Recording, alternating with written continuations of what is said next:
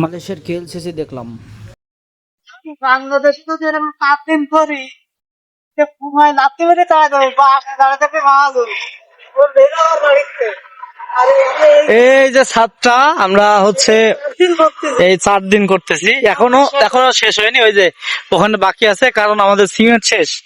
আর এটা কিন্তু মালয়েশিয়ায় সম্ভব, বাংলাদেশে না, সেই কথাই বলছে আমাদের চাচা।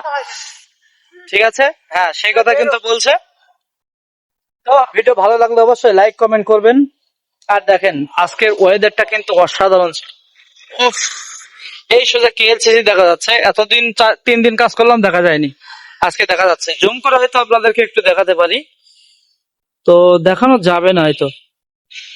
এই সাইডে এই যে কেএলসিসি হালকা হালকা ঝাপসার পরে দেখা যাচ্ছে। তো এটাই হচ্ছে কাজ।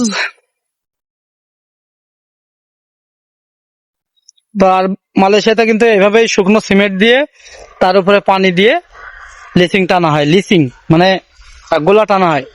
ঠিক আছে, এই যে আমাদের মোটু পাতলু চলে আসছে, মোটু পাতলু।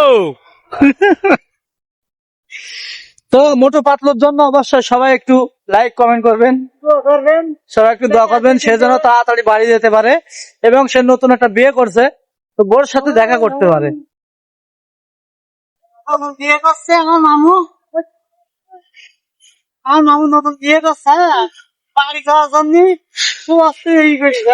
রাতে ঘুমায় না সে, সে সে সে সারা রাত কথা কয়। ঠিক আছে, কাজ শেষ হবে কথা শুরু, আর কথা শেষ হবে না। ঠিক আছে, তো একটু রিক্সে কাজ, কারণ বাড়ির সাইডে অনেক নিচে জায়গা, আমরা আছি 4 তলার উপরে। ঠিক আছে মামু হচ্ছে বউ পাগল, না সরি, আমার মামু না, আমার চাচা।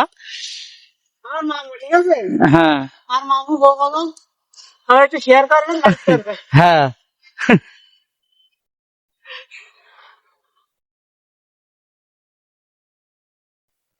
এই যে আমরা বলছি না যে সে ফোন পাগল, আপনারা বিশ্বাস করেন কি না করেন, দেখেন এই যে কাজ ছেড়ে ফোন টিপতে, যে এখন একটা ভয়েস দিবে, সোনা বাবু কেমন আছো তুমি, আমি রোদে খুব কষ্ট করতেছি, তুমি কি বোঝো না, তুমি কেন ফোন দাও না।